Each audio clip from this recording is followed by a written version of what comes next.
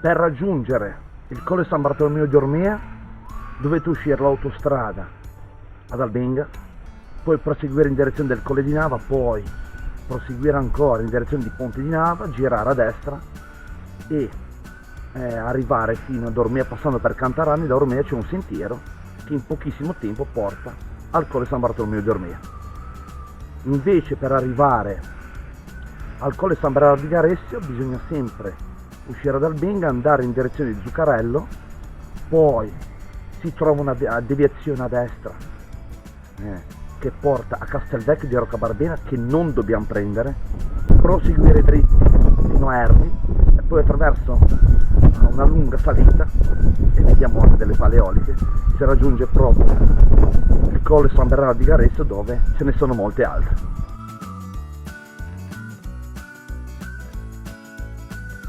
Una tappa corta molto bella che ci ha permesso di salire prima verso il Passo della Guardia attraverso dei bellissimi paesaggi, poi abbiamo raggiunto il Monte Armetta e poi da una piccola discesa abbiamo raggiunto il Colle San Bartolomeo di Ormea.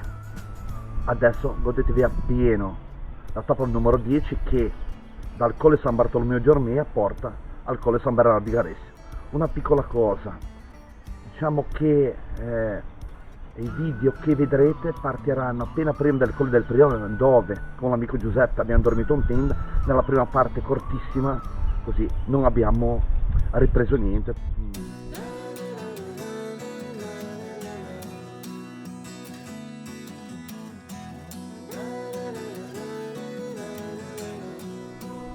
Proprio una bella coppia, Sì, abbiamo montato la tenda e abbiamo trovato un bel posticino, dai. Ho trovato un posto qua abbastanza coperto, con alberi, piano. Trovare un posto piano, è abbastanza ovvio, però tante volte si fatica. No, dai, è buono sto qua. E abbiamo preparato la tenda, ora mangiamo un po'. Abbiamo preparato i materassini, i cuscini, cuscinetti. Una roba diciamo che non serve. Bellezza, notte ci facciamo una pizza. E vi diamo la buonanotte allora a questo punto. A domani ragazzi. Buongiorno a tutti ragazzi. Ciao, buongiorno ragazzi. Abbiamo dormito in tenda, ora la luce sta invadendo tutto questo bellissimo posto sulla nostra alta via dei Monti Liguri. Com'è andata la notte? Abbiamo dormito bene nel silenzio di questi monti stupendi.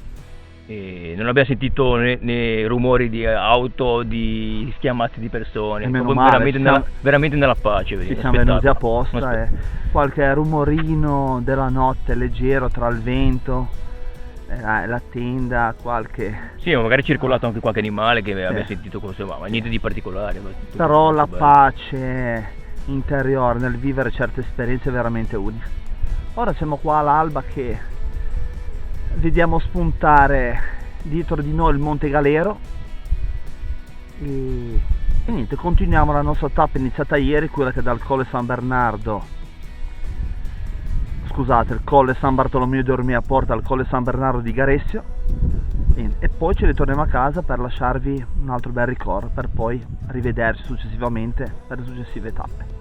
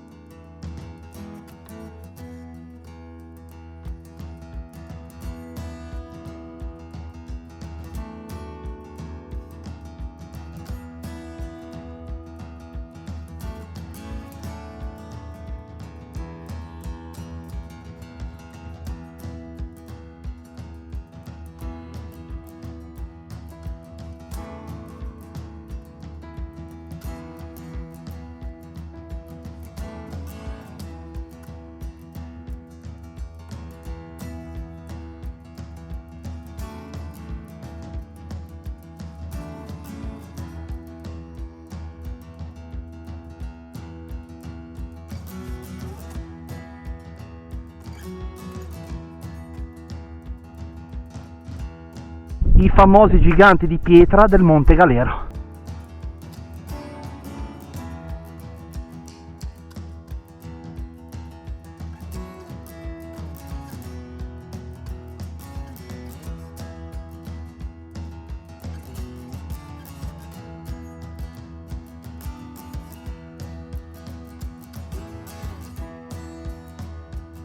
Ce l'abbiamo fatta, ragazzi, abbiamo raggiunto il Monte Galero.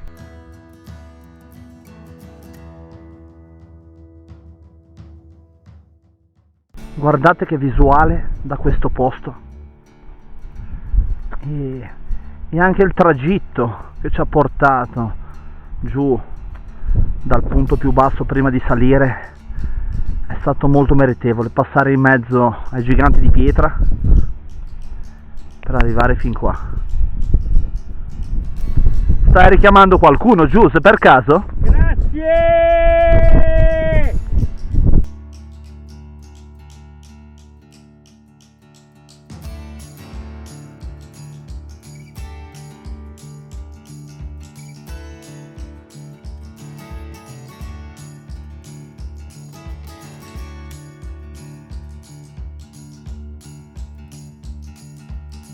In discesa dal Monte Galero.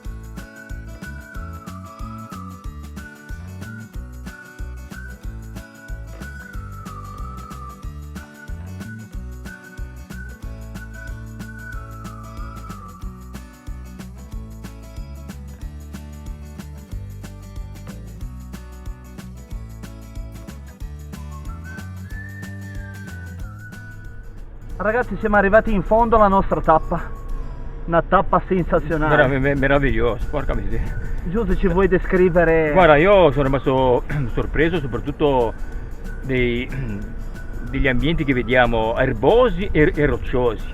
Ci sono, quando dal Monte Galero, no? Anche in basso, diciamo, nella zona della prima tappa, quella del colle di Prione. Colle del Prione. Colle del Prione. All'inizio subito dopo, siamo partiti. Dei rocconi ci sono che spuntano lì in mezzo all'erba, che sono qualcosa di eccezionale. Sì, non sai dove possono nascere. Ed abbiamo trovato anche qualcuno dopo il passo delle Caranche in discesa dal Monte Galero. Anche no? lì sì, ci sono dei spuntoni di roccia che sono lì così, che a volte ti chiedi come fanno ad arrivare, come sono nate lì o sono venute giù da qualche parte, sono cresciute così.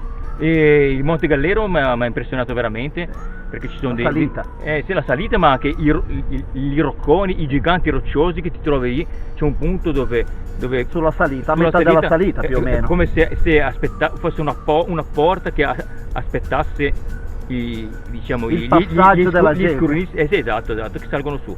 Qualcosa di incredibile. No. Io sottolineo ancora una volta, in quella salita lì una fatica, perché è tosta, sono all'incirca 1 chilometro, forse 900 metri, dove il primo pezzo dal basso è molto pendente così, e si fa nei tempi giusti, poi l'ultimo così, però ne vale sempre la pena. Poi la discesa erbosa fino al passo delle Caranche, lì c'è una deviazione che si può tagliare un pezzo di alta via, ma noi non l'abbiamo fatta, per arrivare dopo una discesa molto larga, molto rocciosa così, alla Fontana delle Meraviglie, che il nome è bellissimo così, e poi c'è l'acqua che serve sempre a tutto, che è l'acqua che dà la vita. Una meravigliosa, di una freschezza incredibile. Ultimo pezzo, lunga sterrata in discesa, dove abbiamo anche un po' allungato il passo, perché così, per arrivare qua, che abbiamo ritrovato le nostre palle eoliche. Vi sono veramente tante qua. Qua al Colle San Bernardo di Garessia. Adesso vi salutiamo e vi aspettiamo ai nostri video che faremo prossimamente qui tra il Colle San Bernardo di Garessio e il Colle Scravaia.